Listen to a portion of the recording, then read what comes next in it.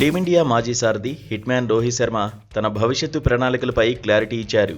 ఇప్పటికే T20 test ఫార్మాట్లకు వీడ్కోలు పలికిన రోహిత్ శర్మ ప్రస్తుతం కేవలం వన్డే ఫార్మాట్ పైనే దృష్టి సారించారు. ఒక ఐసీసీ ఈవెంట్లో పాల్గొన్న రోహిత్ 2027 వన్డే వరల్డ్ కప్ గురించి కీలక వ్యాఖ్యలు చేశారు. దేశం కోసం వన్డే వరల్డ్ కప్ నెగ్గడమే తన జీవితాశయమని రోహిత్ స్పష్టం చేయడం ఇప్పుడు క్రీడా వర్గాల్లో చర్చనీయాంశమైంది. ఒకవైపు యువ ఆటగాళ్ల జోరు పెరుగుతున్న తరుణంలో రోహిత్ తన కెరీర్ను ఆ మెగా టోర్నీతో ముగించాలని భావిస్తున్నట్టు తెలుస్తోంది.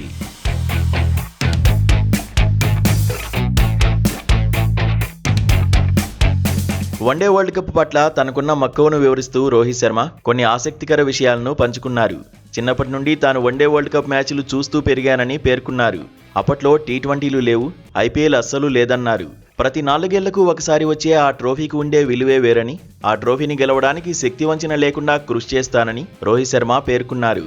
2023 వరల్డ్ కప్లో త్రుటిలో చేజారిన ఆ కలను 2027లో ఎలాగైనా నిజం చేసుకోవాలని రోహిత్ కంకణం కట్టుకున్నట్లు ఆయన మాటలను బట్టి అర్థమవుతోంది. అయితే రోహిత్ శర్మ వన్డే కెరీర్ మున్ముందు ఎలా ఉండబోతుందనే విషయంలో కొంత అనిశ్చితి నెలకొంది. ముఖ్యంగా బీసీసీఐ తాజాగా ప్రకటించిన సెంట్రల్ కాంట్రాక్టు జాబితాలో పెద్ద మార్పులు చోటు చేసుకున్నాయి. గతంలో A+ కేటగిరీలో ఉన్న రోహిత్ ఇప్పుడు గ్రూప్ బిలోకి మారారు. బీసీసీఐ A+ కేటగిరీని తొలగించి కేవలం ABC విభాగాలను మాత్రమే ఉంచింది. ప్రస్తుతం శుభ్మన్ గిల్, జస్ప్రీత్ బుమ్రా, రవీంద్ర జడేజా మాత్రమే గ్రూప్ Aలో చోటు దక్కించుకున్నారు. ఈ పరిణామాలు రోహిత్ శర్మ ఫ్యూచర్ ప్లాన్స్ పై ఎలాంటి ప్రభావం చూపుతాయో చూడాలి.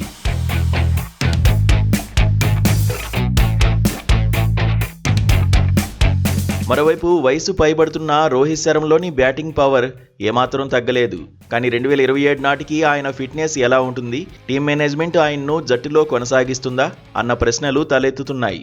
ఏదేమైనా భారత్కు మరో వన్డే వరల్డ్ కప్ అందించాలన్న పట్టుదలతో ఉన్న రోహిత్ శర్మను చూసి అభిమానులు హర్షం వ్యక్తం చేస్తున్నారు.